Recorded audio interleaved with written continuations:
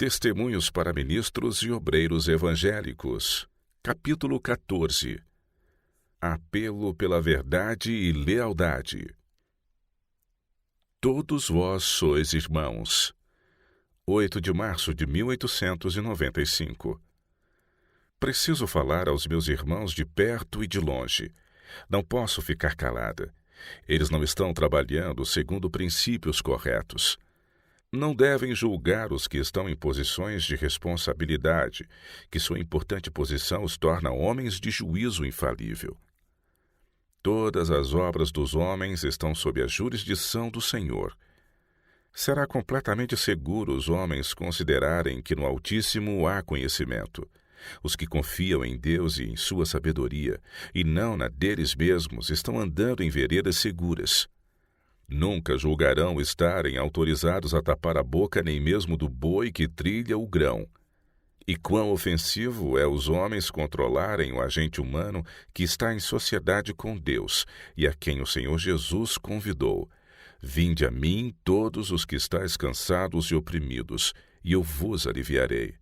Tomai sobre vós o meu jugo e aprendei de mim, que sou manso e humilde de coração, e encontrareis descanso para as vossas almas. Pois o meu jugo é suave e o meu fardo é leve. Nós somos cooperadores de Deus. Vós sois lavoura de Deus, edifício de Deus. O Senhor não colocou nenhum de seus agentes humanos sob a ordem arbitrária ou domínio daqueles que não passam eles próprios de mortais sujeitos ao erro. Ele não deu aos homens o poder de dizer, fareis isto e não fareis aquilo. Mas é exercido em Battle Creek um poder que Deus não deu, e ele julgará os que assumem essa autoridade. Têm eles algo do mesmo espírito que levou Uzá a lançar mão da arca para segurá-la, como se Deus não pudesse cuidar de seus símbolos sagrados. Muito menos poder e autoridade humanos devem ser exercidos para os agentes humanos. Irmãos, deixai que Deus governe.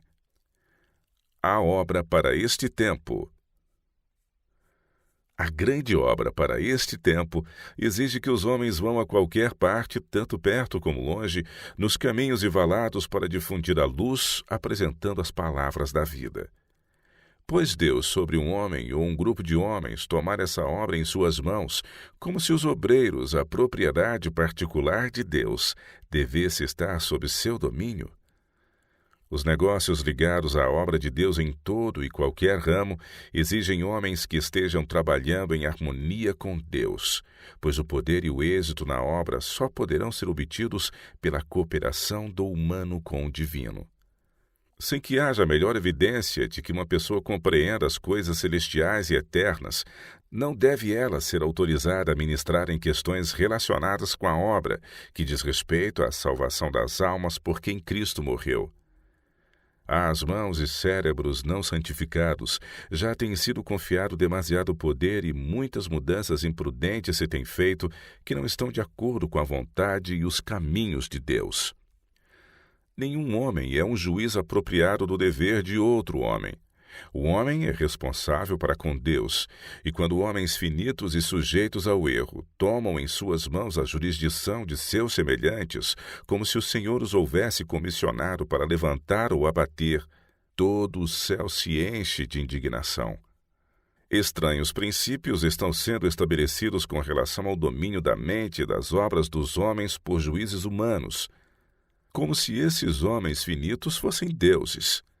E o que acontece com alguns dos que levam essas sagradas responsabilidades? Homens que não têm mentalidade espiritual, que não são consagrados a Deus, não têm a comissão a cumprir nem a autoridade a exercer relativas à vontade ou à ação de seus semelhantes. Mas, a menos que os homens estejam diariamente em comunhão com Deus, em vez de buscá-lo com todo o coração para estarem habilitados para o trabalho, assumirão poder ditatorial sobre a consciência dos outros. O senso da presença divina encheria de respeitoso temor e subjugaria a alma, mas isso não tem eles. Sem o amor de Deus a aquecer a alma, o amor aos homens esfria. Seu coração não se comove à vista da desgraça humana. O egoísmo tem deixado corruptora impressão na vida e no caráter, e alguns nunca perderão essa imagem e inscrição. Deve a obra da causa de Deus ser confiada a tais mãos? Devem as almas por quem Cristo morreu ser manipuladas segundo a vontade de homens que recusaram a luz que lhes foi dada pelo céu? Devemos temer as leis feitas pelos homens e os planos e métodos que não estão de acordo com os princípios da palavra de Deus quanto à relação do homem para com o seu companheiro. Todos vós sois irmãos. A presente ordem de coisas deve mudar. A presente ordem de coisas deve mudar, ou a ira de Deus cairá sobre seus instrumentos que não estão trabalhando nas fileiras de Cristo. Tem o Senhor dado a qualquer um de vós a comissão de dominar sobre a sua herança? Essa tal espécie de trabalho tem se infiltrado durante anos. Deus vê tudo isso e disso se desagrada. Quando os homens se interpõem entre Deus e seus agentes humanos, desonram a Deus e prejudicam as almas dos que necessitam verdadeiro encorajamento, simpatia e amor. Sou constrangida a apelar aos nossos obreiros. Seja qual for vossa posição, não dependais de homens, nem façais da carne vosso braço. Sou impelida pelo Espírito de Deus a dizer-vos, a vós que tendes ligação com a obra do Senhor, nunca vos esqueçais de que dependeis inteiramente de Deus. E se passardes uma hora ou um momento sem confiar em sua graça, sem conservar o coração aberto para receber a sabedoria que não é terrena, tendo a certeza de que sem Cristo nada podeis fazer, não sereis capazes de distinguir entre o fogo comum e o sagrado. Palavras de caráter muito proibido fuzilarão de vossos lábios para destruir a esperança, a coragem e a fé. Assim está escrito nos livros do céu.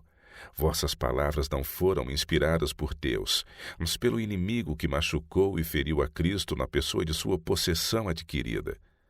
Almas de infinito valor foram tratadas com indiferença, desviadas, deixadas a lutar sob a tentação e forçadas a entrar no campo de batalha de Satanás.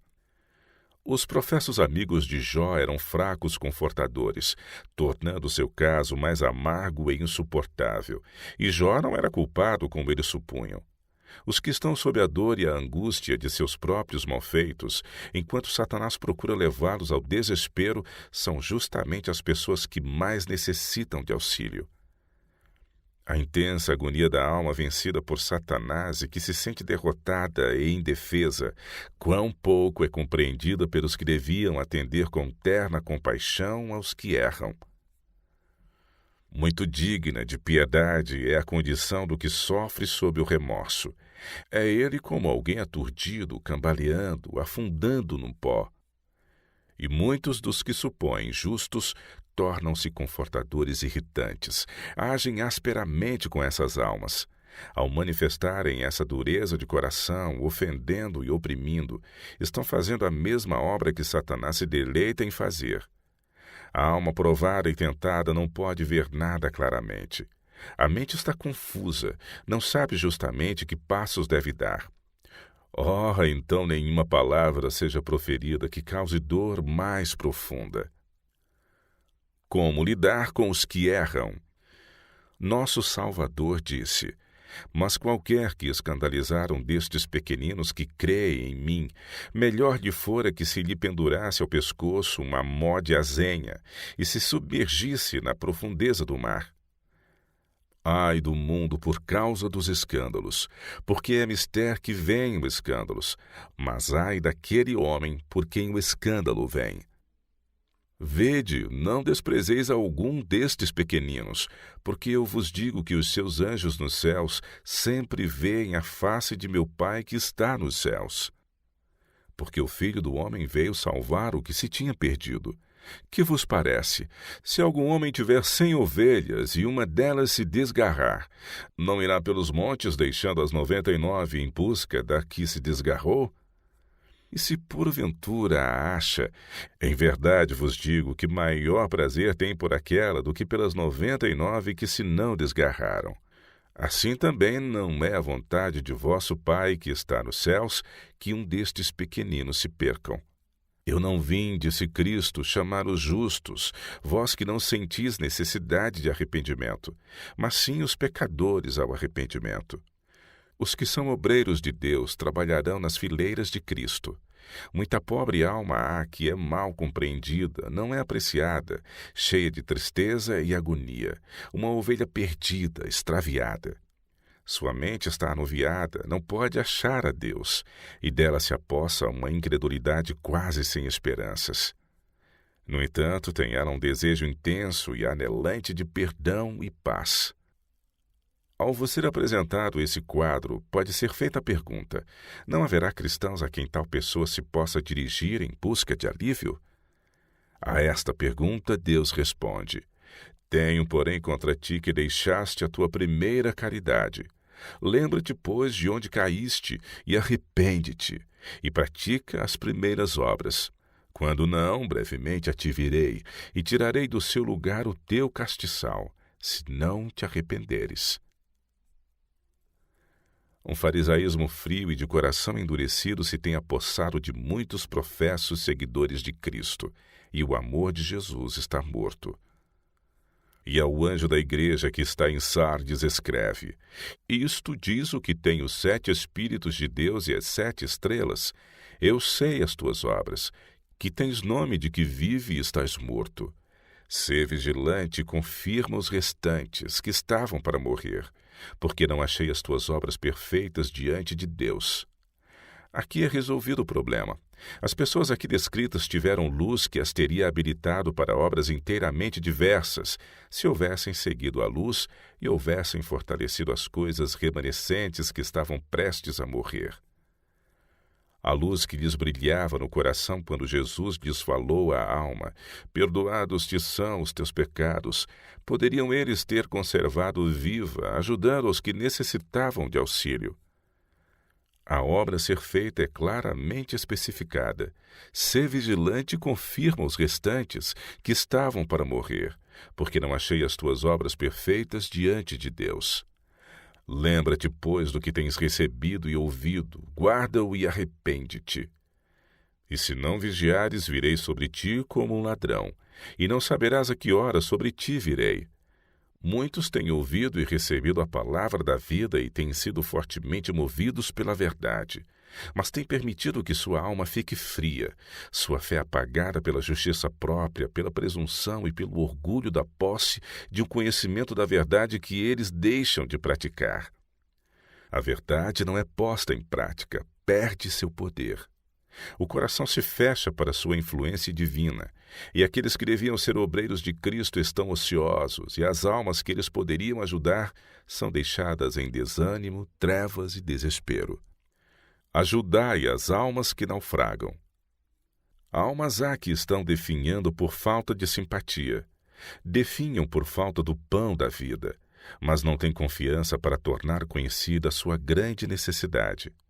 Os que levam responsabilidades em conexão com a obra de Deus devem compreender que estão sob a mais solene obrigação de ajudar a essas almas e estariam preparados para ajudá-las caso eles mesmos tivessem retido a influência branda e subjugadora do amor de Cristo. Será que estas pobres almas prontas a perecer, deles esperam auxílio? Não. Esperaram até não terem mais esperança de auxílio dessa parte. Não veem uma mão estendida para salvar. Assim me foi apresentada a questão. Um homem afundando, lutando em vão com as ondas, descobre um barco e com as últimas forças que lhe restam consegue alcançá-lo, e se apega à sua borda. Tão fraco está que não pode falar, mas a agonia estampada em seu rosto despertaria piedade em qualquer coração tocado de humana ternura. Mas estendem os ocupantes do barco as mãos para o erguer e por dentro? Não.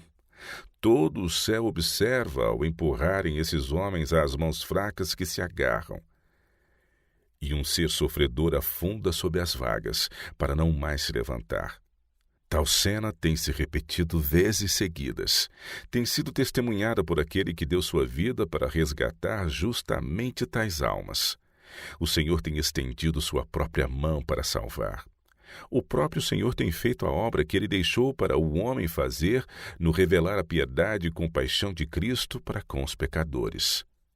Jesus disse: Um novo mandamento vos dou, que vos ameis uns aos outros, como eu vos amei a vós, que também vós uns aos outros vos ameis. A cada um de nós revela ao Calvário as profundezas desse amor. Há almas em trevas, cheias de remorso, dor e angústia, que ainda sentem que Deus é justo e bom. O Senhor lhes conserva viva no coração a centelha da esperança.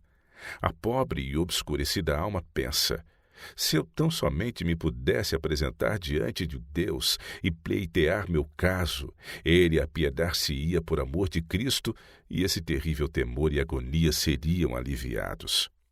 Tem procurado falar aos homens e tem sido rudemente repelida, reprovada e escarnecida por seus supostos amigos. Algumas vezes as reprovações amontoadas sobre a sua cabeça quase têm destruído a última centelha de esperança. A alma cônscia de sinceras e honestas intenções verifica que tem menos a temer de Deus do que dos homens que têm coração de aço. A alma afligida pela agonia humana desvia-se do falso juízo e da condenação de homens que não podem ler o coração, e assim mesmo assumem a responsabilidade de julgar aos seus semelhantes. Volta-se para aquele que não tem uma sombra de mau entendimento, aquele que conhece todos os impulsos do coração, que está familiarizado com todas as circunstâncias de tentação. Deus conhece cada ato da vida passada. E assim mesmo, ao considerar tudo isso, está a alma atribulada pronta para lhe confiar seu caso, sabendo que ele é um Deus de misericórdia e compaixão. Caiamos nas mãos de Deus. Quando se ordenou a Davi que escolhesse o castigo do seu pecado, ele disse: Caiamos nas mãos do Senhor, porque muitas são as suas misericórdias, mas nas mãos dos homens não caia eu. Ele achou que Deus conhecia a luta e a angústia da alma. Quando alguém é habilitado a obter um vislumbre do caráter de Deus, não vê nele o espírito insensível e vingativo manifestado pelos agentes humanos. Vê que a aflição e as provas são os meios designados por Deus para disciplinar seus filhos e lhes ensinar o caminho para que se apeguem à sua graça. Quem há entre vós que tema a Jeová e ouça a voz do seu servo? Quando andar em trevas e não tiver luz nenhuma, confie no nome do Senhor e firme-se sobre o seu Deus. Ao ser o pobre desviado, conduzido ao rio do amor de Deus, exclama: Quando me tiver provado, sairei como ouro purificado. A alma sofredora se torna paciente, confiante e triunfante em Deus sob circunstâncias adversas. Pelo que convinha que em tudo fosse semelhante aos irmãos, para ser misericordioso e fiel sumo sacerdote naquilo que é de Deus, para expiar os pecados do povo.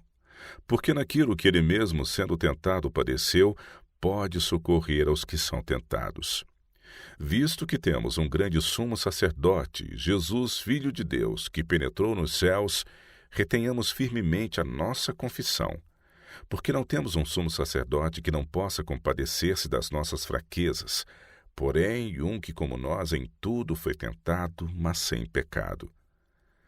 Cheguemos, pois, com confiança ao trono da graça, para que possamos alcançar misericórdia e achar graça, a fim de sermos ajudados em tempo oportuno. Vede, irmãos, que nunca haja em qualquer de vós um coração mau e infiel para se apartar do Deus vivo. Quando o homem finito e sujeito ao erro dá provas de se considerar de maior importância do que Deus, quando se julga justo, mas não manifesta a brandura de espírito que caracterizou a vida de nosso Senhor Jesus, podemos saber que, a não ser que se arrependa, o castiçal será imediatamente removido de seu lugar. Todo o céu está atônito ante a terrível indiferença dos agentes humanos. Homens que são tentados a cair em pecado e necessitam de perdão estão a si mesmos cheios de suficiência própria e são insensíveis para com um irmão que caiu nas ciladas do inimigo e cuja necessidade e perigo deviam causar simpatia cristã e esforço para lhe firmar os pés sobre a sólida rocha. Um engano fatal. Há no espírito humano um engano muito temível e fatal, porque homens estão em posição de confiança, ligados com a obra de Deus, exaltando-se acima da sua própria consideração, e não discernem que outras almas igualmente tão preciosas à vista de Deus como a deles são negligenciadas, tratadas com aspereza, magoadas, feridas e deixadas a morrer. É preciso poder convertedor de Deus sobrevir aos homens que lidam com as coisas sagradas, e, no entanto, são incapazes, por alguma razão que Deus conhece melhor, de distinguir entre o fogo sagrado que Deus mesmo acendeu e o fogo estranho que eles oferecem. Esse fogo estranho é tão desonroso a Deus como o que foi apresentado por Nadab e Abiú. O fogo sagrado do amor de Deus tornaria os homens brandos, bondosos, compassivos para com os que estão em perigo. Os que transigem com palavras cortantes, altivas, estão realmente dizendo: sou mais santo do que tu. Não vês minha exaltada posição? Mas a posição não faz o homem. E a integridade de caráter, o Espírito de Cristo que o torna grato, nada interesseiro, sem parcialidade, sem hipocrisia. E para Deus isto é que tem valor. Há aqueles cuja vida está escondida com Cristo em Deus, diz o Senhor. Eis que nas palmas das minhas mãos te tenho gravado. Os teus muros estão continuamente perante mim. Para todos os que estão em posição de responsabilidade, tem uma mensagem proferida pela boca do Senhor. O capítulo 55 de Isaías. Estudai este capítulo, e nenhum ser humano considere estar acima dos seus cobreiros por maiores responsabilidades estarem envolvidas em seu ramo de trabalho. Se ele for como Daniel e buscar a força que só pode vir de Deus, para poder representar não a si mesmo, não suas imperfeições nas práticas egoístas e fraudulentas, mas a verdade e injustiça, não terá um vestígio de orgulho ou importância própria, mas será dominado pelo Espírito da sabedoria de Deus. O fogo sagrado e o estranho. Representará a santidade da obra, magnificará a verdade e sempre apresentará diante dos homens e dos anjos o santo perfume do caráter de Cristo. Este é o fogo sagrado que Deus mesmo acendeu. Tudo que disto se desviar é fogo estranho, detestável para Deus, e tanto mais ofensivo quanto a posição de alguém na obra envolva maiores responsabilidades. Tenho uma mensagem de Deus aos pecadores de Sião, àqueles a quem Cristo diz: sê vigilante, e confirma aos restantes que estavam para morrer, porque não achei as tuas obras perfeitas diante de Deus. Precisais oferecer sempre fogo sagrado, pois então as obras de Cristo, seu amor, sua misericórdia, sua justiça, acenderão diante de Deus como uma nuvem de santo e fragrante incenso inteiramente aceitável.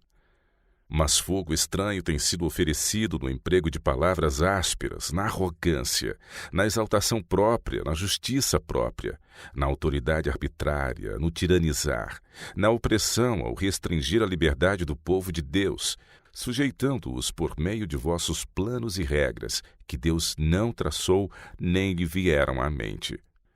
Todas essas coisas são fogo estranho, não reconhecido por Deus, sendo uma contínua deturpação de seu caráter. Tenho uma mensagem para vós. Buscai ao Senhor enquanto se pode achar. Invocai-o enquanto está perto. Deixe o ímpio o seu caminho e o homem maligno os seus pensamentos, e se converta ao Senhor, que se compadecerá dele. Torne para o nosso Deus, porque grandioso é em perdoar.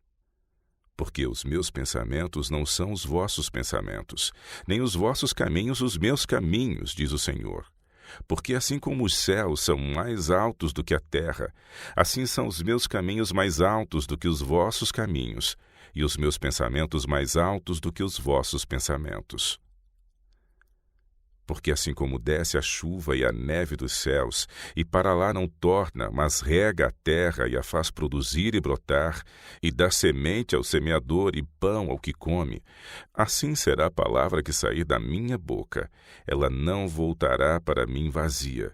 Antes fará o que me apraz e prosperará naquilo para que a enviei. O juízo se tornou atrás, e a justiça se pôs de longe, porque a verdade anda tropeçando pelas ruas, e a equidade não pode entrar. Sim, a verdade desfalece, e quem se desvia do mal arrisca-se a ser despojado. E o Senhor ouviu e pareceu mal aos seus olhos que não houvesse justiça. E viu que ninguém havia, e maravilhou-se de que não houvesse um intercessor, pelo que o seu próprio braço lhe trouxe a salvação, e a sua própria justiça o susteve, porque se revestiu de justiça como de uma couraça, e pôs o elmo da salvação na sua cabeça, e tomou vestidos de vingança por vestidura, e cobriu-se de zelo como de um manto. Então temerão o nome do Senhor desde o poente, e a sua glória desde o nascente do sol. Vindo o inimigo como uma corrente de águas, o Espírito do Senhor arvorará contra ele a sua bandeira. E virá um Redentor a Sião, e aos que se desviarem da transgressão em Jacó, diz o Senhor. Não terás outros deuses diante de mim. Granville, Austrália, setembro de 1895. Não acho sossego de espírito. Cena após cena é-me apresentada em símbolos e não tenho sossego enquanto não comece a escrever a questão. No centro da obra estão as questões sendo amoldadas de tal maneira que todas as instituições estão seguindo o mesmo rumo. E a própria associação geral se está corrompendo com sentimentos e princípios errôneos. Na elaboração dos planos manifestam-se os mesmos princípios que têm dominado as coisas em Battle Creek por bom espaço de tempo. Foi-me mostrado que a nação judaica não foi levada repentinamente à sua condição de pensamentos e práticas. De geração em geração forjavam falsas teorias, seguiam princípios opostos à verdade e combinavam com sua religião pensamentos e planos que eram o produto de espíritos humanos. As invenções humanas tornaram-se supremas. Os santos princípios dados por Deus são apresentados como sendo fogo sagrado, mas o fogo comum é usado em lugar do sagrado. Planos contrários à verdade e à justiça são introduzidos de maneira sutil, sob a alegação de que isto deve ser feito porque é para o avanço da causa de Deus. Mas são as invenções dos homens que levam à opressão, injustiça e impiedade. A causa de Deus está livre de toda a mancha de injustiça. Não pode ela obter vantagem roubando os membros da família de Deus sua individualidade ou seus direitos. Todas essas práticas são aborrecíveis a Deus. Ele não inspira práticas tais como as que são adotadas em vossos concílios com respeito à publicação de livros. O Senhor não aceita tais transações. A prosperidade não acompanha tais ações. Os homens que estão ligados com a sua obra têm tratado com injustiça, e é tempo de fazer alto. Lide o homem com o homem segundo os princípios dos 10 mandamentos, não ignorando esses princípios nas transações comerciais. Falsas proposições são consideradas verdade e justiça, e então tudo é feito de tal maneira que ponha em execução essas proposições que não estão de acordo com a vontade de Deus, sendo antes uma deturpação de seu caráter. O grande, santo e misericordioso Deus nunca se ligará a práticas desonestas, não vindicará nenhum traço de injustiça. Têm os homens tirado injusta vantagem sobre aqueles que eles supõem estarem sob sua jurisdição. Determinaram coagir os indivíduos, governariam ou arruinariam. Não haverá mudança material até que haja um decidido movimento no sentido de trazer uma diferente ordem de coisas. Não sejam adotados em qualquer de nossas instituições planos ou métodos que prendam o espírito e o talento sob o domínio do juízo humano, pois esta não é a ordem de Deus. Deus tem dado aos homens talentos de influência que só a Ele pertencem. E não pode haver maior desonra a Deus do que um agente finito pôr os talentos de outros homens sob o seu absoluto controle, mesmo que os benefícios deles auferidos sejam usados para a vantagem da causa. Em tais arranjos, o espírito de um homem é governado pelo espírito de outro, e o agente humano é separado de Deus e exposto à tentação. Tendem os métodos de Satanás para um fim: tornar homens escravos de homens. E quando assim acontece, a confusão, a desconfiança, o ciúme e as más suspeitas disso resultam.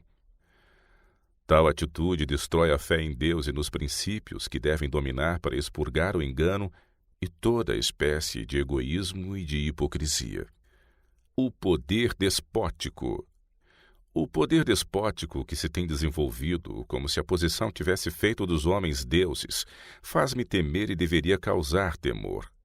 É uma maldição onde quer e por quem quer que seja exercido.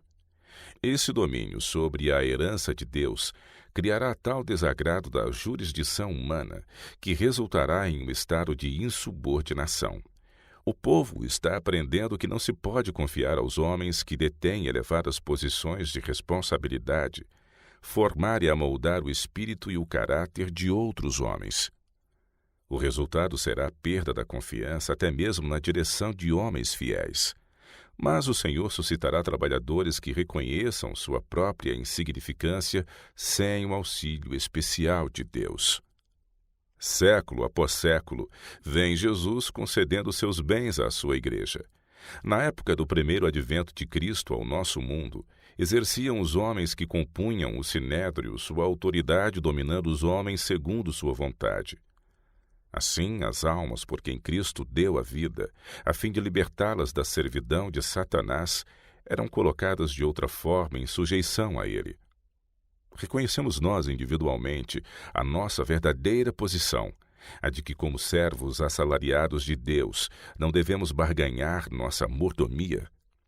Temos uma responsabilidade individual diante do universo celeste, quanto a administrar o depósito que por Deus nos foi confiado. Nosso próprio coração deve ser despertado. Devem nossas mãos ter algo a repartir das rendas que Deus nos confiou. Os mais humildes de nós podem ser agentes de Deus, usando seus dons para a glória de seu nome. Aqueles que aproveitam seus talentos ao máximo de sua capacidade podem apresentar suas ofertas a Deus como uma dádiva sagrada, que diante dele seja como que incenso fragrante. É dever de cada pessoa cuidar de que seus talentos sejam devolvidos com vantagem, como uma dádiva que ela deve devolver, tendo feito o máximo para melhorá-la. O espírito de domínio está se estendendo até os presidentes de nossas associações.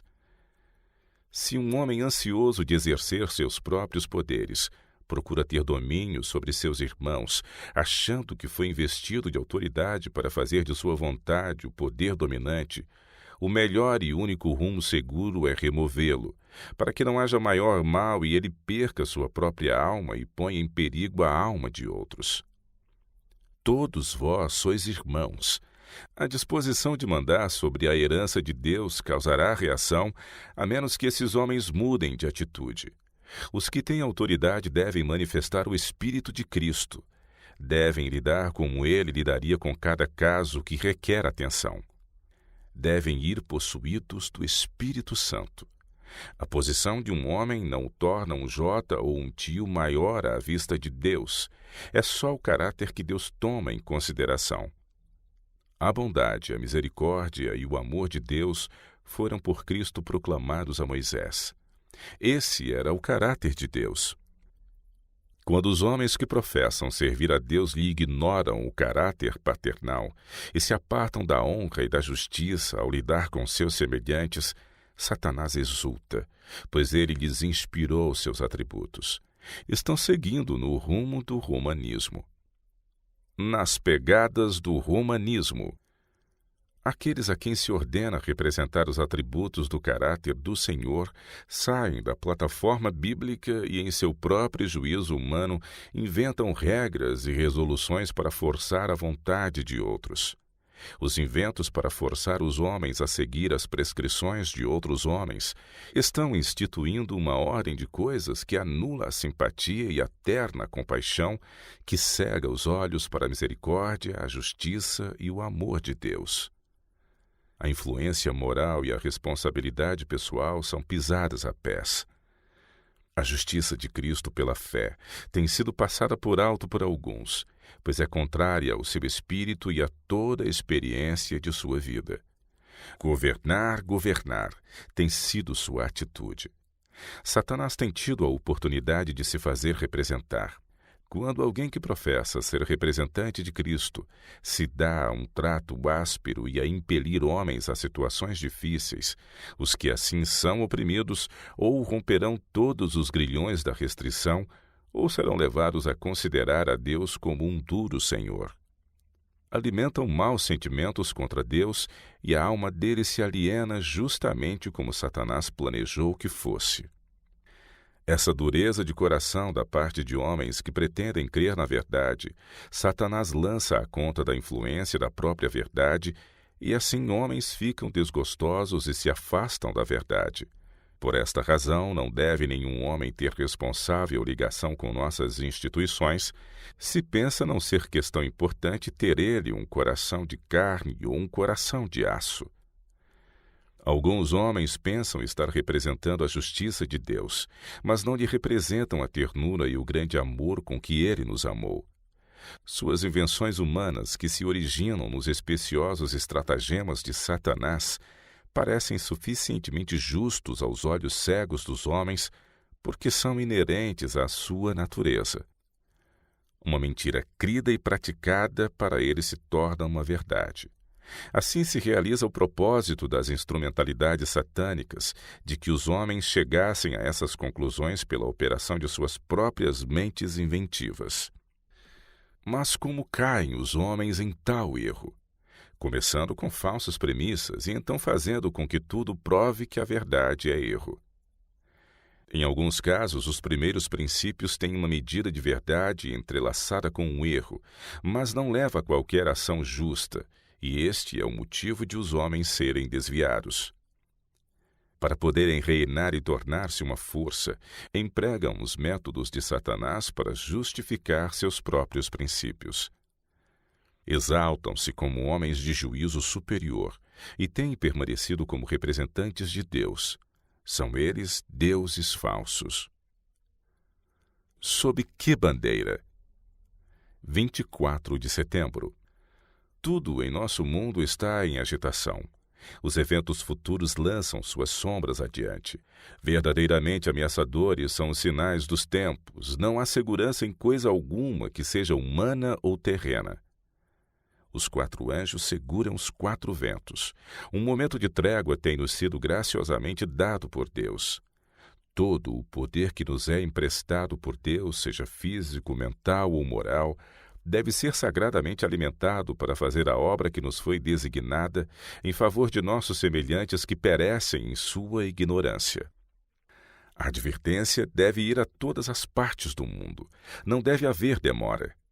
Rapidamente se estão os homens arregimentando sob a bandeira que escolheram, desassossegadamente aguardando e vigiando os movimentos de seus chefes.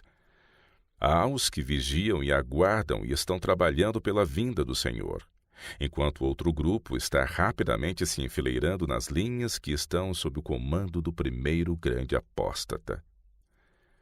Espera um Deus na humanidade, e Satanás personifica aquele a quem eles procuram. Multidões serão tão enganadas devido à sua rejeição da verdade que aceitarão a imitação. A humanidade é saudada como sendo Deus. Alguém desceu das cortes celestes para representar a Deus na forma humana. O Filho de Deus se fez homem e habitou entre nós. Nele estava a vida, e a vida era a luz dos homens. E a luz resplandece nas trevas, e as trevas não o compreenderam. Ali estava a luz verdadeira que alumia todo o homem que vem ao mundo. Estava no mundo e o mundo foi feito por ele, e o mundo não o conheceu. Veio para o que era seu, e os seus não o reconheceram. Mas a todos quantos o receberam, deu-lhes o poder de serem feitos filhos de Deus. Há apenas dois grupos. Satanás opera com o seu poder enganador e errado, e mediante grandes enganos apanha todos os que se não firmam na verdade. Os que tiverem desviado seus ouvidos de ouvi-la e se têm voltado para as fábulas. Satanás mesmo não se firmou na verdade. Ele é o mistério da iniquidade. Pela sua subtileza dá ele aos seus erros destruidores da alma a aparência de verdade. Nisto está o seu poder de enganar. É por ser uma imitação da verdade que o espiritismo, o teosofismo e idênticos enganos alcançam tanto poder sobre o espírito dos homens. Nisto consiste a magistral operação de Satanás. Pretende ele ser o salvador do homem, o benfeitor da raça humana, e assim com mais presteza engoda suas vítimas, atraindo-as para a perdição. Adverte-nos a palavra de Deus que insone vigilância é o preço da segurança. Somente no caminho estreito da verdade e da justiça podemos nós escapar do poder do tentador. Mas o mundo está engodado. Satanás exerce sua habilidade ideando inúmeros planos e métodos para realizar seus propósitos. Para ele, a dissimulação se tornou uma fina arte e opera disfarçado em anjo de luz. Somente os olhos de Deus podem discernir seus projetos para contaminar o mundo com princípios falsos e ruinosos, que trazem estampadas a aparência de genuína bondade. Ele trabalha para restringir a liberdade religiosa e para introduzir no mundo religioso uma espécie de escravidão. A menos que sejam guardadas pelo poder de Deus, as organizações e instituições trabalharão sob as ordens arbitrárias de Satanás, para pôr os homens sob o controle dos homens, e a fraude e o engano terão a aparência de zelo pela verdade e pelo avanço do reino de Deus. Tudo o que praticamos que não seja tão claro como o dia pertence aos métodos do príncipe do mal. Seus métodos são praticados mesmo entre adventistas do sétimo dia que pretendem ter luz avançada. Se os homens resistirem às advertências que o Senhor lhes envia, tornam-se até mesmo líderes de más práticas. Tais homens pretendem exercer prerrogativas de Deus, atrevem-se a fazer o que Deus mesmo não fará, ao buscarem dominar a mente dos homens. Introduzem seus próprios métodos e planos, e devido à sua falsa concepção de Deus, enfraquecem a fé dos outros na verdade e introduzem falsos princípios que atuarão como fermento para macular e corromper nossas instituições e igrejas. Tudo o que diminua a concepção humana quanto à justiça e à equidade e o juízo imparcial, qualquer artimanha ou preceito que coloque os agentes humanos de Deus sob o domínio de espíritos humanos, enfraquece a sua fé em Deus. Separa de Deus a alma, pois desvia do caminho da estrita integridade e justiça. Deus não justificará qualquer estratagema pelo qual o homem, ainda que seja no mínimo grau, domine ou oprima os seus semelhantes. A única esperança do homem caído é olhar para Jesus e o receber como o único Salvador. Logo que um homem comece a fazer uma regra de ferro para os outros homens, logo que comece a jaezar e a tocar os homens segundo a sua própria vontade, desonra a Deus e põe em perigo sua própria alma e a de seus irmãos.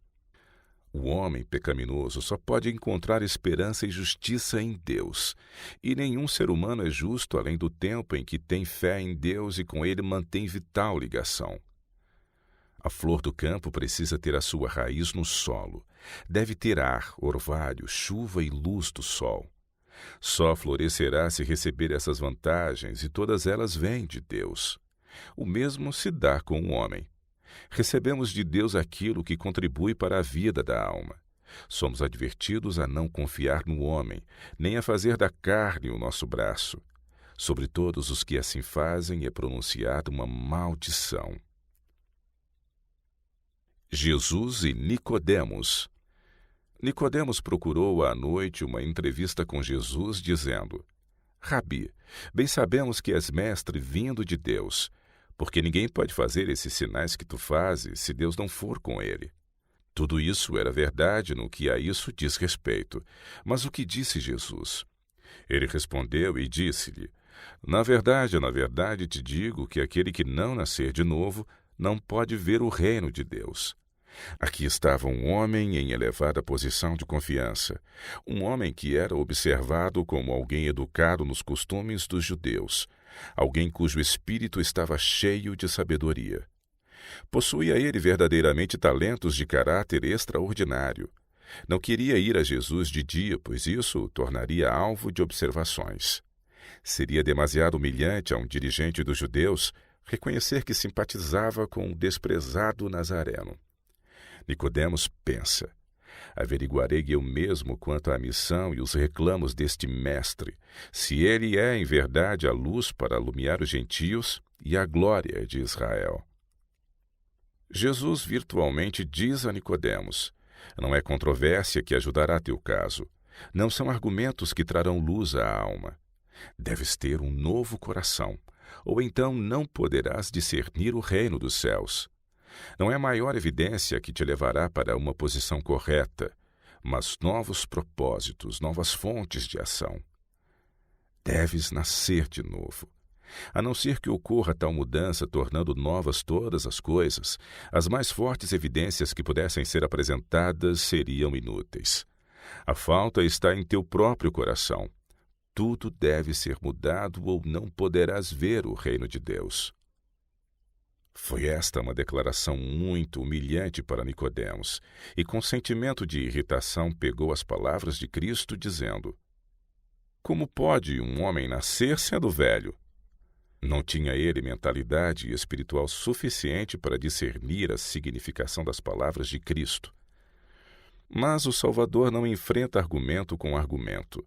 Levantando a mão com solene e calma dignidade, insiste na verdade com maior certeza.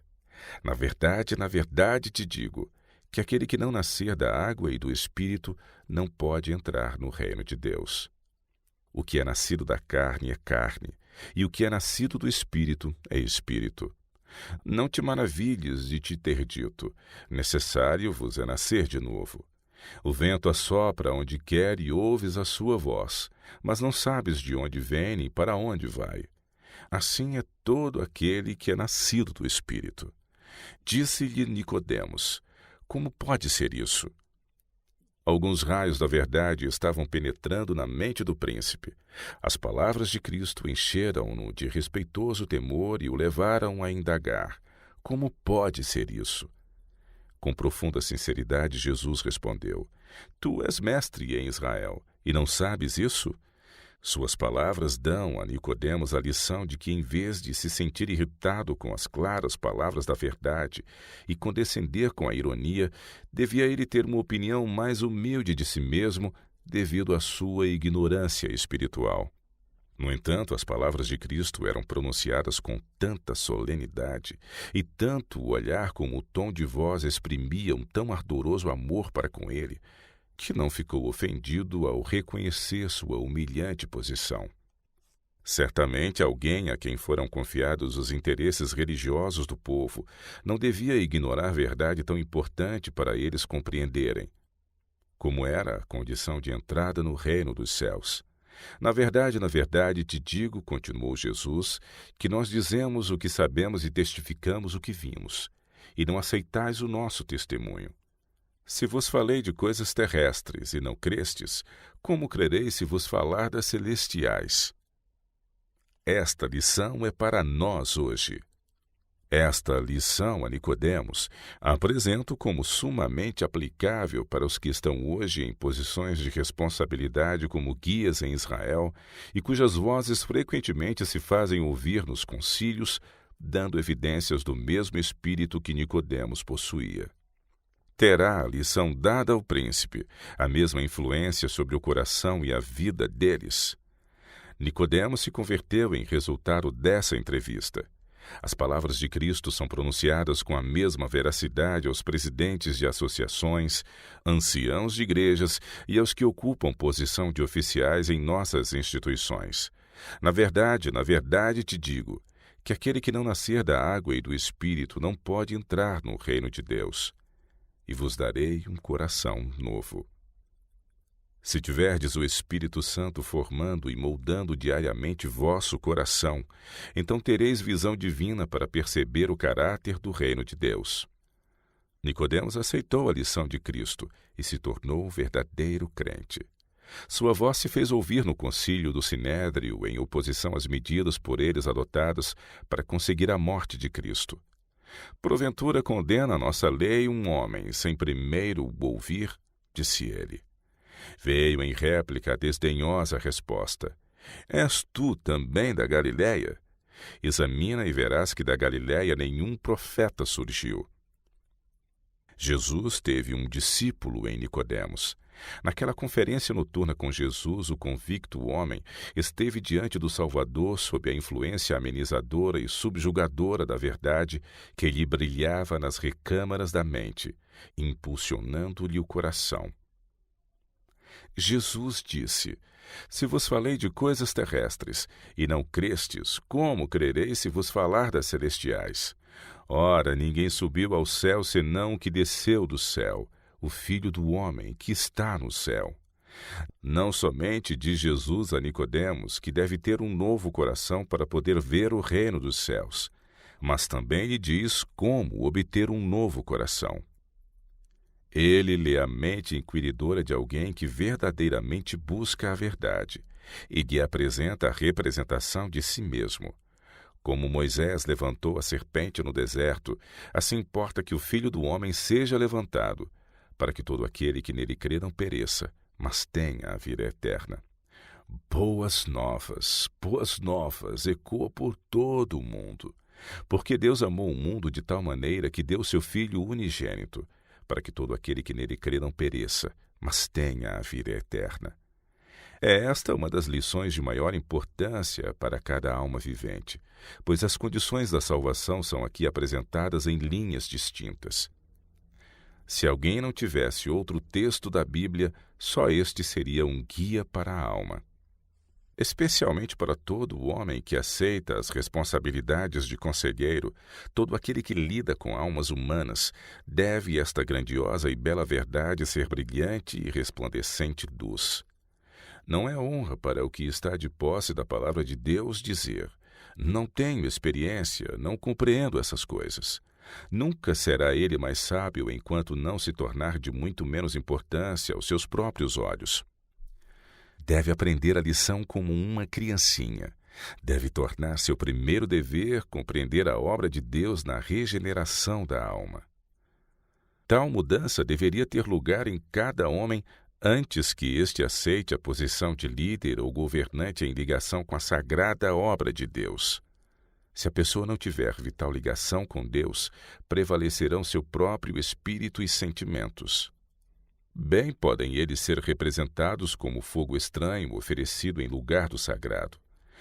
O homem tem entremeado na obra de Deus seus próprios defeitos de caráter, invenções humanas e terrenas, enganos que servem de armadilha para eles mesmos e para todos os que os aceitam.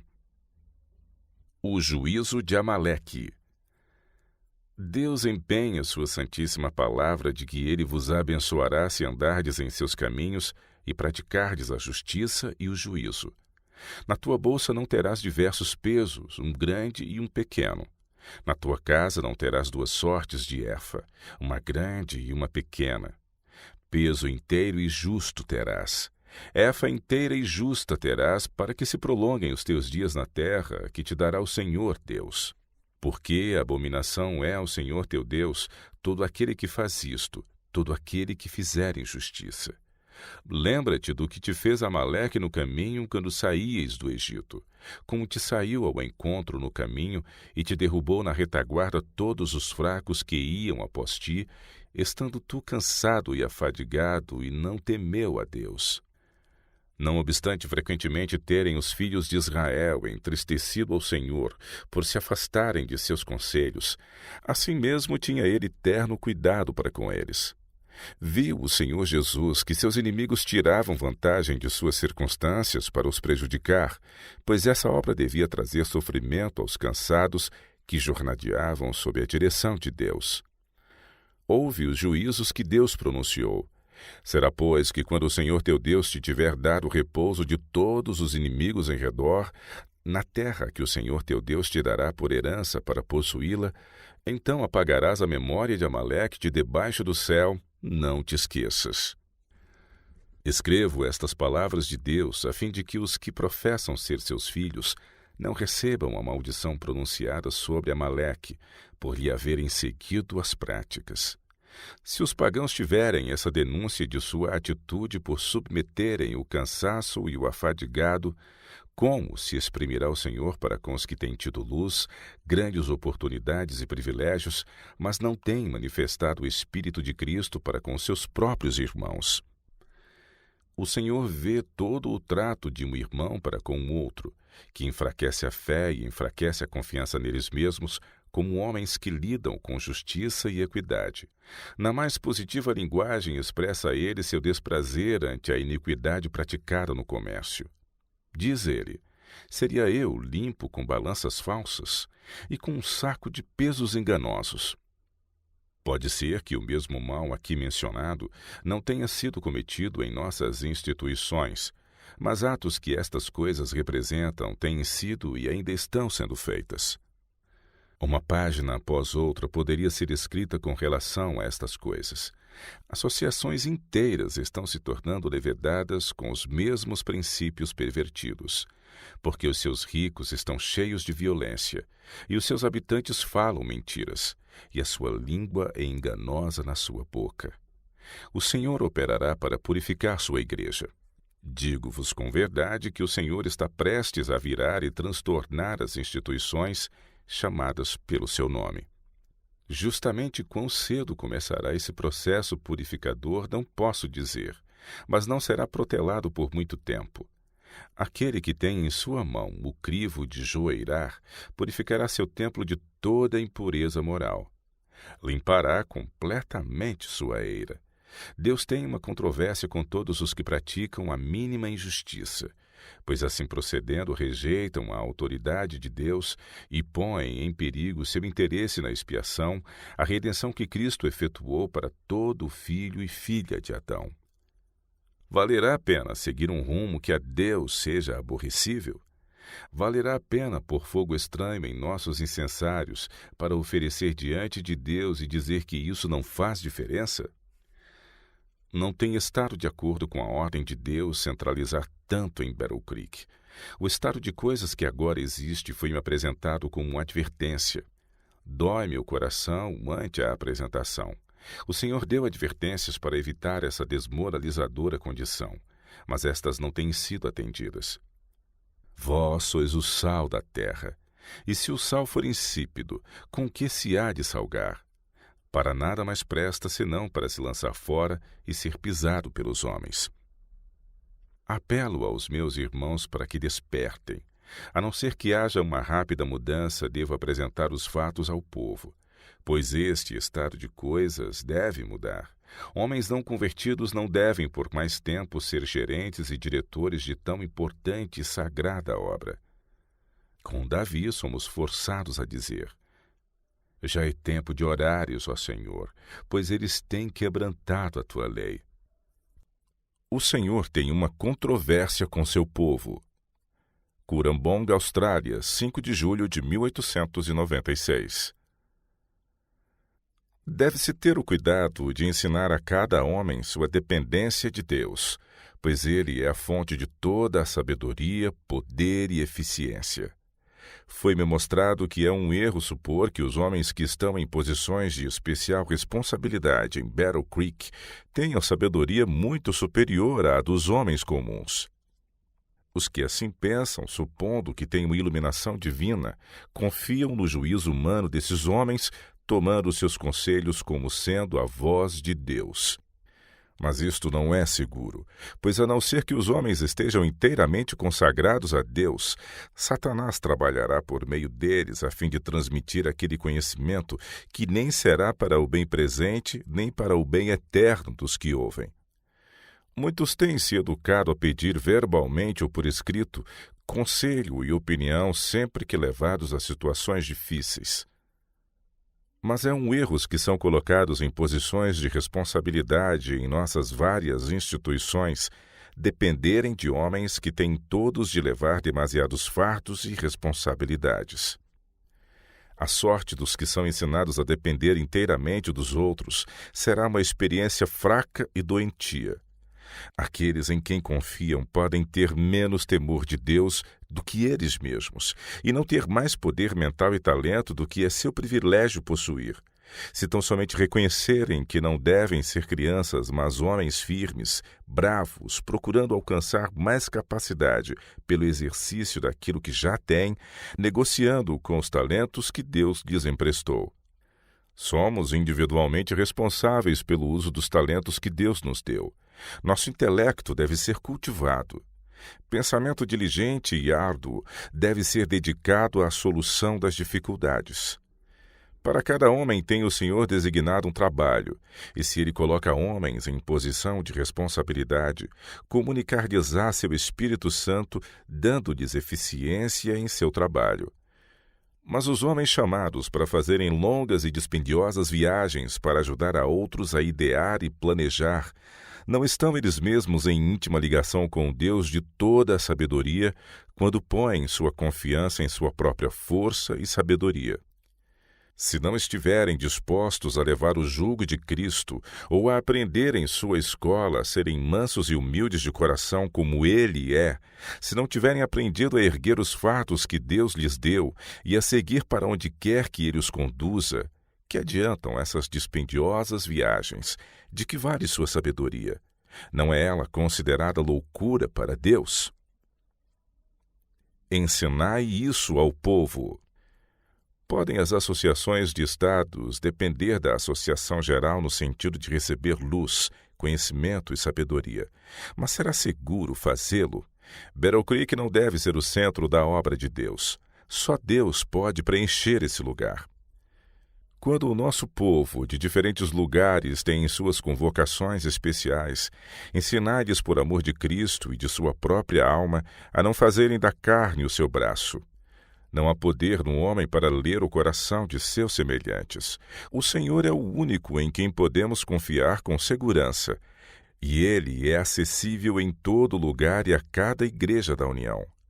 Colocar o homem onde Deus devia estar não honra nem glorifica a Deus. Deve o presidente da Associação Geral ser o Deus do povo? Devem os homens de Battle Creek ser considerados de sabedoria infinita? Quando o Senhor trabalhar no coração dos homens e no intelecto humano, serão estabelecidos diante do povo princípios e práticas diferentes destas. Deixai-vos, pois, do homem. O Senhor tem uma controvérsia com seu povo sobre esta questão. Porque tem abandonado o Senhor seu Deus, que tanto os amou, que deu seu Filho unigênito, para que todo aquele que nele crê não pereça, mas tenha a vida eterna. Seu amor não é incerto e flutuante. Antes está muito mais acima de todo o outro amor do que os céus estão acima da terra. Sempre vigia seus filhos com um amor incomensurável e eterno. Ó profundidade das riquezas, tanto da sabedoria como da ciência de Deus! Quão insondáveis são os seus juízos e quão inescrutáveis os seus caminhos! Se algum de vós tem falta de sabedoria, peça a Deus, que a todos dá liberalmente, e o não lança em rosto, e ser-lhe-á dada. Misericórdia, amor e sabedoria são encontrados em Deus, mas muitos dos que professam conhecê-lo têm se desviado daquele em quem se centraliza nossa esperança de vida eterna, e se têm educado a depender de seus semelhantes, sujeitos ao erro e falíveis. São inválidos espiritualmente quando assim o fazem, pois nenhum homem é infalível, e sua influência pode ser exercida no sentido de desviar. Aquele que confia no homem não somente se apoia numa cana quebrada e dá a Satanás a oportunidade de se introduzir, mas prejudica também aquele em quem é depositada a confiança. Ele se torna exaltado na estima de si mesmo e perde o senso de sua dependência de Deus. Logo que um homem é colocado onde Deus deve estar, perde ele sua pureza, seu vigor, sua confiança no poder de Deus. O resultado é confusão moral, porque suas faculdades se tornam não santificadas e pervertidas. Considera-se competente para julgar seus semelhantes e legalmente se esforça por ser um Deus sobre eles. Haja em vós o mesmo sentimento. Mas na obra de Deus não deve haver exaltação própria. Por mais que saibamos, por maiores que sejam nossos dotes mentais, nenhum de nós se pode jactar, pois o que possuímos é apenas um dom confiado que nos é emprestado por experiência. O fiel aperfeiçoamento desses dotes decide nosso destino para a eternidade. Mas nada temos de que exaltar o eu ou elevar-nos, pois o que temos não é nosso. Devemos ser corteses com todos, bondosos e compassivos, pois esse foi o caráter que Cristo manifestou na terra. Quanto mais intimamente estivermos unidos com Jesus Cristo, mais terna e efetuosa será nossa conduta uns para com os outros. A redenção da raça humana foi planejada a fim de que o homem, caído como estava, pudesse participar da natureza divina, havendo escapado da corrupção que pela concupiscência há no mundo. Se pela sua graça nos tornarmos participantes da natureza divina, nossa influência sobre os que nos rodeiam não será mais perigosa, mas benéfica. Olhando a Jesus, o autor e consumador de nossa fé, podemos ser uma bênção para todos aqueles com quem nos associamos, pois o poder do Espírito Santo no coração humano pode torná-lo e conservá-lo puro. Os que não recebem a Cristo como seu Salvador pessoal, os que não sentem a necessidade de sua graça no coração e no caráter, não podem influenciar para o bem aos que os rodeiam. Seja qual for seu estado de vida, levarão consigo uma influência que Satanás usará em seu serviço. Tais pessoas perdem toda a sua esperança da vida eterna a elas mesmas e, pelo seu mau exemplo, levam outros a se desviarem. Estudai a cruz. A cruz do Calvário tudo significa para as almas que perecem. Pelo sofrimento e pela morte do Filho do Homem, tornou-se possível a salvação do homem. Por meio do Espírito Santo, determina Deus que sua imagem seja restaurada na humanidade, para que um novo e vivo princípio de vida seja introduzido nas mentes que foram corrompidas pelo pecado. O amor de Deus é inteiramente capaz de restaurar, reedificar, animar e fortalecer a toda a alma crente que aceite a verdade como esta é em Jesus. Mas para que isto se possa realizar, devem os homens tomar o jugo com Cristo. Deve a cruz de Cristo ser estudada. Deve fixar a atenção e conservar os afetos. O sangue que ali foi derramado pelos pecados purificará e limpará a mente e o coração de toda espécie de egoísmo. Santificado pela verdade.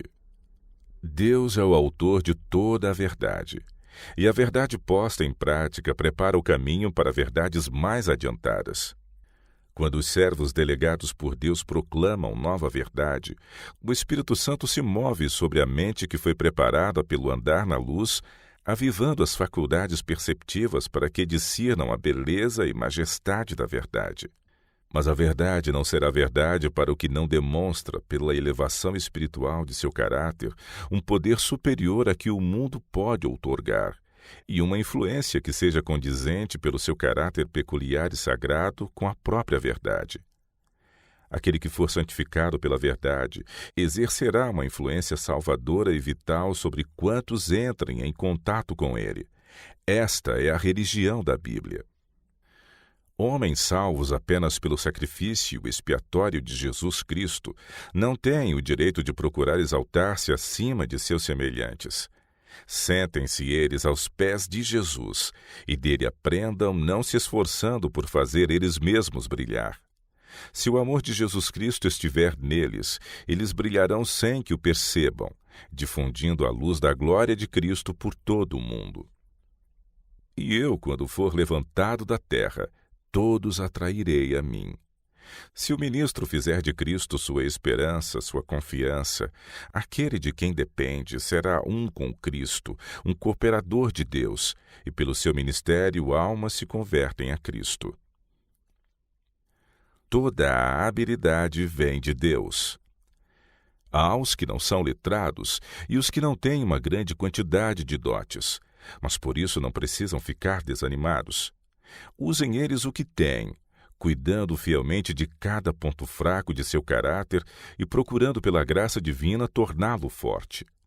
Não há homem vivo que tenha qualquer poder ou habilidade que não tenha recebido de Deus, e a fonte de onde veio está aberta para o mais fraco ser humano. Se este se aproximar de Deus, a fonte infalível da força, reconhecerá que Deus cumpre suas promessas.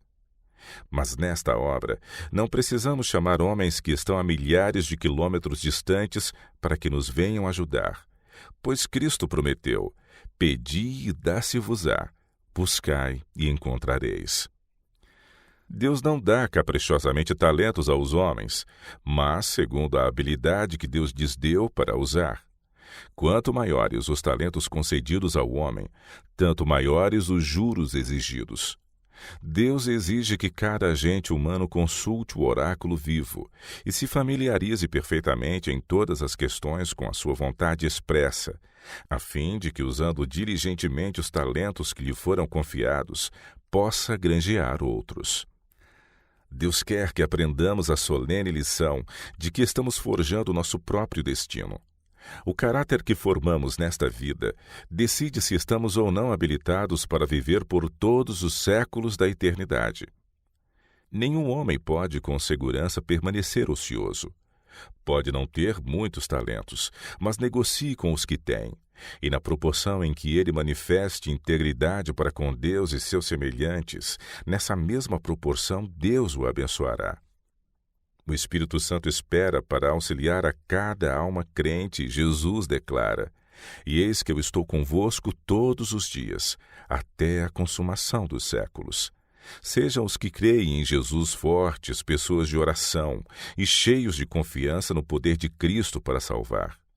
Invoca-me no dia da angústia, eu te livrarei, e tu me glorificarás. A súplica do Senhor. Permiti-me rogar às nossas associações de Estado e às nossas igrejas que deixem de pôr a sua confiança nos homens, fazendo da carne o seu braço. Não olheis para outros homens para ver como estes se conduzem sob a convicção da verdade ou para lhes pedir auxílio. Não olheis para os homens que estão em elevadas posições de responsabilidade em busca de forças, pois estes mesmos são os homens que correm o perigo de considerar uma posição de responsabilidade como sendo uma evidência do poder especial de Deus. Nossas igrejas estão fracas porque os membros são ensinados a olhar para os recursos humanos e a deles depender. E milhares de dólares são desnecessariamente despendidos no transporte de homens finitos de um lugar para outro, a fim de que possam resolver pequenas dificuldades, quando Jesus sempre está perto para ajudar aos necessitados e angustiados. As advertências dadas na palavra de Deus aos filhos de Israel destinavam-se não meramente a eles, mas a todos os que na terra vivessem. Ele lhes diz: ai dos filhos rebeldes, que tomaram conselho, mas não de mim, e que se cobriram com uma cobertura, mas não do meu espírito, para acrescentarem pecado a pecado, que descem ao Egito sem perguntarem à minha boca, para se fortificarem com a força de Faraó e para confiarem na sombra do Egito. Se o Senhor reprovou seu povo antigamente, por eles negligenciarem dele buscar conselho quando estavam em dificuldade, não se desagradará hoje se seu povo, em vez de confiar em que os brilhantes raios do sol da justiça lhes ilumine o caminho, dele se afastarem em suas provas e dificuldades, em busca de auxílio de seres humanos tão sujeitos ao erro e deficientes como eles próprios. Onde está a nossa força? Está nos homens que são tão indefesos e dependentes como nós mesmos e que, tanto como nós, necessitam da direção de Deus? O auxílio presente. Cristo diz: sem mim nada podeis fazer. E ele provê o Espírito Santo como um auxílio presente em toda a hora de necessidade. Mas muitos têm uma fraca experiência religiosa, porque em vez de buscarem ao Senhor para obterem a eficiência do Espírito Santo, fazem da carne o seu braço. Ensine-se o povo de Deus a se voltar para Deus quando estão em dificuldades e conseguir forças das promessas que são sim e amém para cada alma que confia. A palavra do Senhor para nós é: pedi e dá-se-vos-á, buscai e achareis, batei e abrir-se-vos-á, porque qualquer que pede recebe, e quem busca acha, e a quem bate abrir-se-lhe-á. E qual pai entre vós que, se o filho lhe pedir pão, lhe dará uma pedra? Ou também, se lhe pedir peixe, lhe dará por peixe uma serpente? Ou também, se lhe pedir um ovo, lhe dará um escorpião? Pois se vós, sendo maus, sabeis dar boas dádivas aos vossos filhos, quanto mais dará o Pai Celestial, o Espírito Santo, àqueles que lhe o pedirem. As promessas de Deus são plenas e abundantes, e não há necessidade de ninguém confiar na humanidade quanto à força. De todos que o buscam, Deus está perto para ajudar e socorrer. E ele é grandemente desonrado quando, depois de apelar para a nossa confiança, dele nos afastamos. O único que não nos compreenderá mal, o único que nos pode dar infalível conselho, voltando-nos para homens que, em sua fraqueza humana, estão sujeitos a nos desviar. Porque o Senhor disse: pois que este povo se aproxima de mim, e com a sua boca e com os seus lábios me honram, mas o seu coração se afasta para longe de mim, e o seu temor para comigo consiste só em mandamentos de homens em que foi instruído. Eis que continuarei a fazer uma obra maravilhosa no meio deste povo, uma obra maravilhosa e um assombro, porque a sabedoria dos seus lábios perecerá, e o entendimento dos seus prudentes se esconderá. Ai dos que querem esconder profundamente o seu propósito do Senhor, e fazem as suas obras às escuras e dizem: quem nos vê? E quem nos conhece? O Senhor tem nos mostrado o seu caminho. Andaremos nele? Ou andaremos nós finitos e sujeitos ao erro como somos, em nossos próprios conselhos, e praticaremos os princípios contra os quais ele nos tem advertido? A advertência presente. Vai, pois, agora, escreve isto numa tábua perante eles, e aponta-o num livro, para que fique escrito para o tempo por vir, para sempre e perpetuamente. Porque povo rebelde é este, filhos mentirosos, filhos que não querem ouvir a lei do Senhor, que dizem aos videntes: não vejais, e aos profetas: não profetizeis para nós o que é reto, dizei-nos coisas aprazíveis, e tende para nós enganadoras lisonjas. Desviai-vos do caminho, apartai-vos da vereda, e fazei que deixe de estar o Santo de Israel perante nós. Pelo que assim diz o Santo de Israel: visto como rejeitais esta palavra e confiais na opressão e na perversidade, e sobre isto vos estribais, por isto esta maldade vos será como a parede fendida, que já forma barriga desde o mais alto sítio, e cuja queda virá subitamente num momento. A quem, pois, se ensinaria a ciência, e a quem se daria a entender o que se ouviu? Ao desmamado e ao arrancado dos seios? Porque é mandamento sobre mandamento, mandamento sobre mandamento, regra sobre regra, regra sobre regra, um pouco aqui, um pouco ali. Pelo que por lábios estranhos e por outra língua falará a este povo, ao qual disse: este é o descanso, dai descanso ao cansado, e este é o refrigério, mas não quiseram ouvir. Assim, pois, a palavra do Senhor disserá mandamento sobre mandamento, mandamento sobre mandamento, regra sobre regra, regra sobre regra, um pouco aqui, um pouco ali, para que vão e caiam para trás e se quebrantem, e se enlacem e sejam presos. Ouve, pois, a palavra do Senhor, homens escarnecedores, que dominais este povo que está em Jerusalém. Porquanto dizeis: fizemos concerto com a morte, e com o inferno fizemos aliança. Quando passar o dilúvio do açoite, não chegará a nós, porque pusemos a mentira por nosso refúgio, e debaixo da falsidade nos escondemos. Portanto, assim diz o Senhor Jeová: eis que eu assentei em Sião uma pedra já provada, pedra preciosa de esquina, que está bem firme e fundada. Aquele que crer, não se apresse. E regrarei o juízo pela linha e a justiça pelo prumo, e a saraiva varrerá o refúgio da mentira, e as águas cobrirão o esconderijo. Porque assim diz o Senhor Jeová, o Santo de Israel: em vos converterdes e em repousardes estaria a vossa salvação. No sossego e na confiança estaria a vossa força, mas não quisestes. E naquele dia os surdos ouvirão as palavras do livro, e dentre a escuridão e dentre as trevas as verão os olhos dos cegos. E os mansos terão gozo sobre gozo no Senhor, e os necessitados entre os homens se alegrarão no Santo de Israel. Porque o tirano é reduzido a nada, e se consome o escarnecedor. Todos os que se dão à iniquidade serão desarraigados. Os que fazem culpado ao homem numa causa, os que armam laços ao que repreende na porta, e os que põem de parte o justo sem motivo.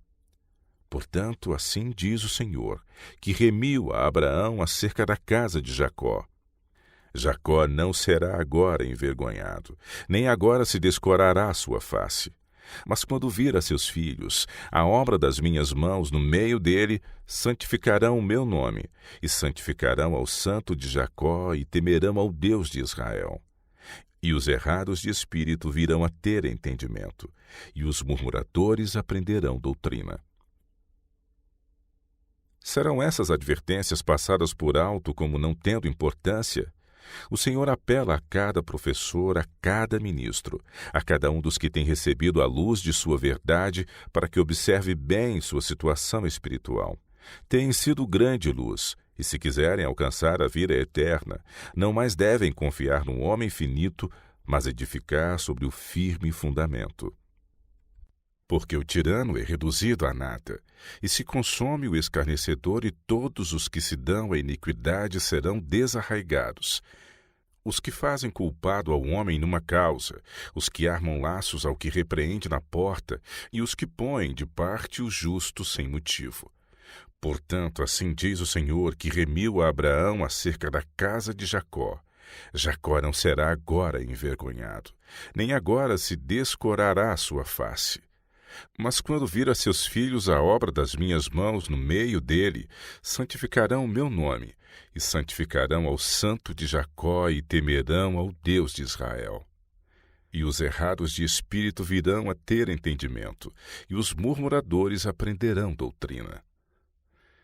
Serão essas advertências passadas por alto como não tendo importância? O Senhor apela a cada professor, a cada ministro, a cada um dos que tem recebido a luz de sua verdade, para que observe bem sua situação espiritual. Têm tido grande luz, e se quiserem alcançar a vida eterna, não mais devem confiar num homem finito, mas edificar sobre o firme fundamento. Apegai-vos firmemente aos princípios de Deus. Nenhum conselho de homens pode, com segurança, remover os princípios de Deus e estabelecer os deles próprios, pois a palavra de Deus declara: e regrarei o juízo pela linha, e a justiça pelo prumo, e a saraiva varrerá o refúgio da mentira, e as águas cobrirão o esconderijo. Porque o Senhor se levantará como no monte de Perazim, e se irará como no vale de Gibeon, para fazer a sua obra, a sua estranha obra, e para executar o seu ato, o seu estranho ato. Agora, pois, não mais escarneçais, para que vossas ligaduras se não façam mais fortes, porque já ao Senhor Jeová dos exércitos ouvi falar de uma destruição, e essa já está determinada sobre toda a terra. Vivemos tempos repletos de importância para cada qual. A luz se derrama ao redor de nós em raios vivos e constantes. Se essa luz for devidamente acolhida e apreciada, será uma bênção para nós e para outros.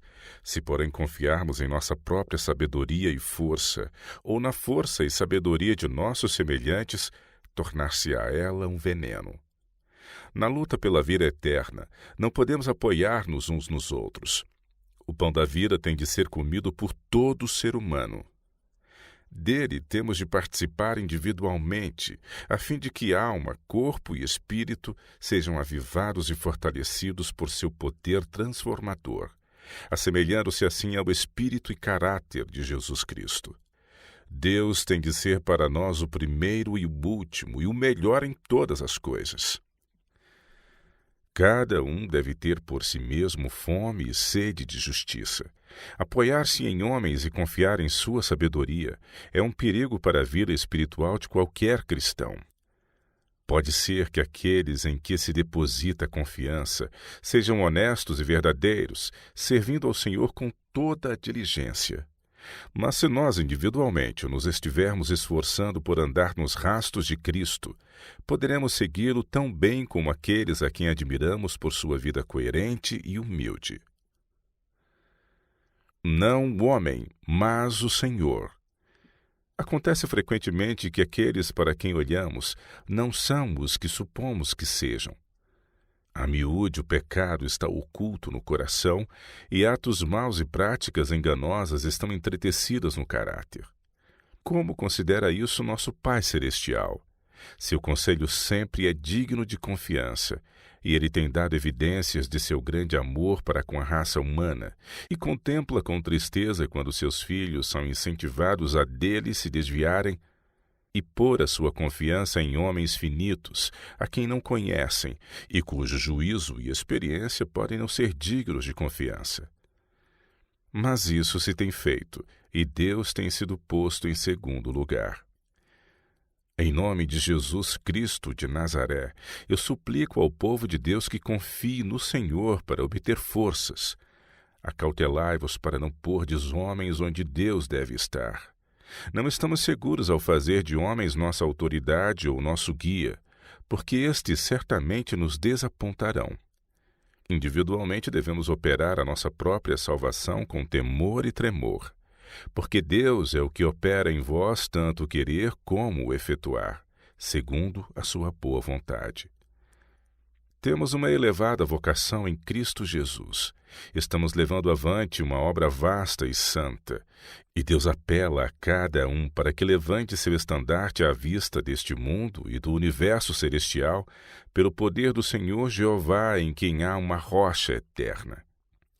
Devemos ser um com Cristo como Ele é um com o Pai, e o Pai nos amará como ama o Filho. Podemos ter o mesmo auxílio que Cristo teve, podemos ter forças para cada emergência, pois Deus será a nossa vanguarda e nossa retaguarda. Ele nos cercará de cada lado, e quando formos levados perante governadores, perante as autoridades da terra, não precisaremos meditar de antemão o que dizer.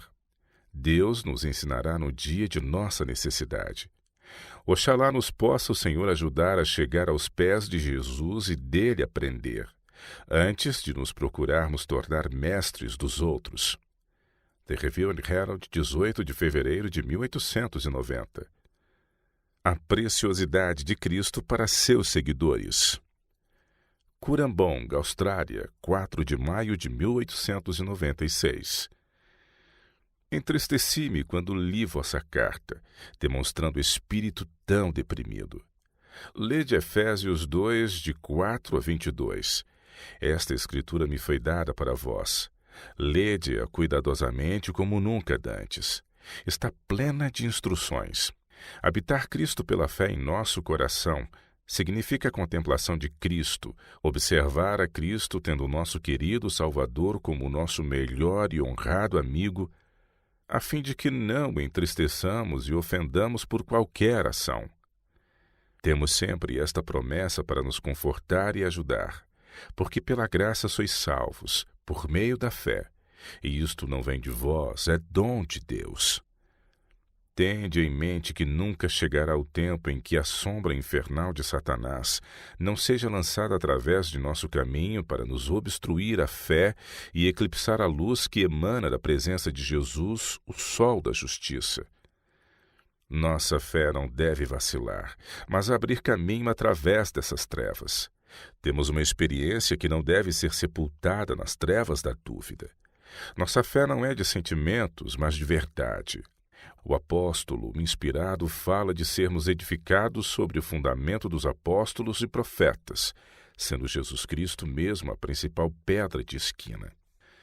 É a Igreja de Cristo apresentada como sendo edificada para a morada de Deus em espírito. Se estivermos arraigados e fundados em amor, poderemos compreender com todos os santos qual seja a largura e o comprimento e a altura e a profundidade, e conhecer o amor de Cristo que excede todo o entendimento. Oh, preciosas possibilidades e encorajamento! No coração humano, purificado de toda a impureza moral, habita o precioso Salvador, enobrecendo, santificando toda a natureza e fazendo do homem um templo do Espírito Santo. Cristo, um Salvador pessoal. Então é Cristo um Salvador pessoal? Trazemos em nosso corpo a morte de Jesus Cristo, que para nós é vida, salvação e justiça. Onde quer que vamos, há uma recordação daquele que nos é querido. Estamos em Cristo por uma fé viva. Ele habita em nosso coração pela nossa apropriação individual da fé. Temos a companhia da presença divina, e ao reconhecermos essa presença, são nossos pensamentos levados cativos a Jesus Cristo. Nossos exercícios espirituais estão de acordo com a intensidade de nosso senso dessa companhia. Dessa maneira andou Enoque com Deus, e Cristo habita em nosso coração pela fé quando consideramos o que Ele é para nós e que obra por nós tem realizado no plano da redenção. Muito felizes seremos se cultivarmos o senso dessa grande dádiva de Deus ao nosso mundo e a nós pessoalmente. Tais pensamentos têm um poder controlador sobre todo o caráter. Desejo impressionar-vos a mente com o fato de que sempre podeis ter convosco um companheiro divino se assim o quiserdes. E que consenso tem o templo de Deus com os ídolos? Porque vós sois o templo do Deus vivente, como Deus disse: neles habitarei e entre eles andarei, e eu serei o seu Deus, e eles serão o meu povo. E ao se demorar a mente sobre Cristo, é o caráter moldado à semelhança divina. Os pensamentos são saturados do senso de sua bondade e de seu amor. Contemplamos-lhe o caráter e assim está ele em todos os nossos pensamentos. Seu amor nos rodeia. Se olharmos ainda que por um momento para o sol em sua glória meridiana, ao desviarmos os olhos em tudo que olharmos, aparecerá a imagem do sol. O mesmo se dá quando contemplamos a Jesus. Tudo para que olhamos reflete sua imagem, o sol da justiça. Não podemos ver nenhuma outra coisa, nem falar de qualquer outra coisa. Sua alma está impressa na retina da alma e afeta cada parte de nossa vida diária, suavizando e subjugando toda a nossa natureza. Contemplando, ajustamo-nos à semelhança divina, a saber, à semelhança de Cristo. A todos aqueles com quem nos associamos, refletimos os brilhantes e alegres raios de sua justiça. Nosso caráter foi transformado, pois o coração, a alma, a mente são iluminados pelos reflexos daquele que nos amou e a si mesmo se deu por nós. Aqui de novo há o reconhecimento de uma influência pessoal e viva a habitar pela fé em nosso coração. A presença permanente de Jesus. Sempre que suas palavras de instrução têm sido recebidas e de nós se tem apossado, Jesus é para nós uma presença permanente, dominando-nos os pensamentos, ideias e ações. Somos imbuídos da instrução do maior dos mestres que o mundo já conheceu. O senso da responsabilidade humana e da influência humana dá certa firmeza aos nossos pontos de vista quanto à vida e aos deveres diários. Jesus Cristo é tudo em nós, o primeiro, o último, o melhor em tudo. Jesus Cristo, seu espírito, seu caráter, matiza cada coisa. É a urdidura e a trama, o próprio tecido de todo o nosso ser. As palavras de Cristo são espírito e vida. Não podemos, então, centralizar nossos pensamentos sobre o eu. Não somos mais nós que vivemos, mas é Cristo que vive em nós, e Ele é a esperança da glória. O eu está morto, mas Cristo é um Salvador vivo. Continuando a olhar para Jesus, refletimos-lhe a imagem a todos os que nos rodeiam. Não podemos parar para considerar nossos desapontamentos ou mesmo para neles falar. pois um quadro mais agradável nos atrai à vista, o precioso amor de Jesus.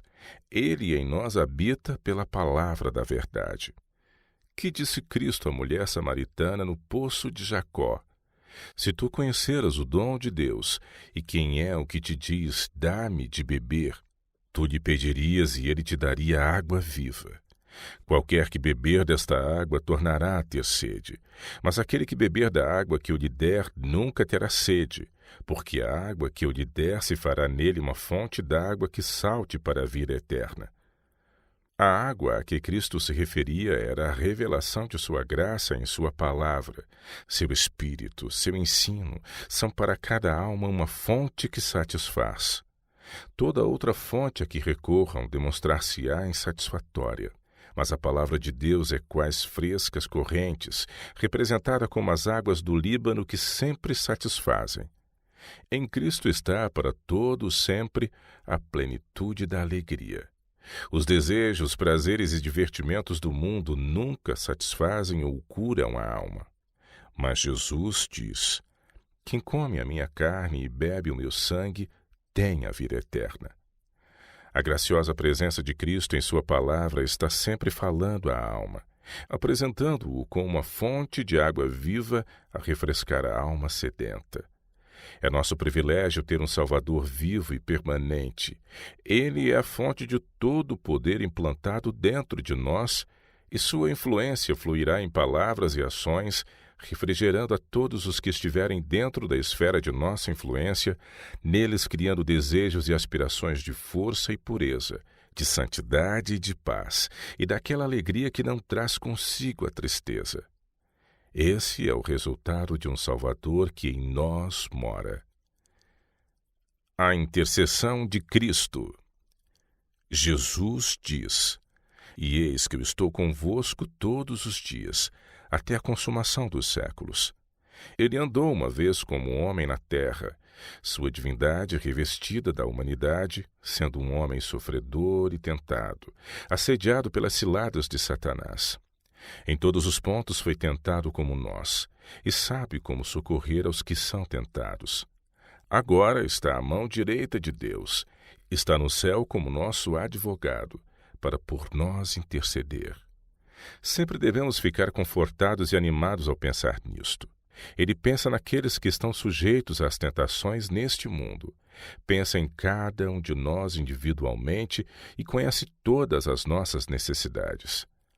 Quando tentados, basta dizer: ele cuida de mim, intercede por mim, ama-me, morreu por mim. Sem reservas entregar-me-ei a ele. Entristecemos o coração de Cristo quando seguimos lamentando-nos como se fôssemos o nosso próprio Salvador. Não, devemos entregar a Deus a guarda de nossa alma como a um Criador fiel. Ele vive sempre para interceder pelos que são provados e tentados. Abri o coração aos brilhantes raios do sol da justiça, e não permitais que nenhum suspiro de dúvida, nenhuma palavra de incredulidade vos escape dos lábios, para que não semeeis as sementes da dúvida. Há ricas bênçãos para nós, peguemo-las pela fé. Eu vos concito a que vos animeis no Senhor. A força divina nos pertence. Vamos falar em coragem, resistência e fé. Lede o capítulo 3 de Efésios. Ponde em prática as instruções dadas. Dai um testemunho vivo em favor de Deus, sob quaisquer circunstâncias.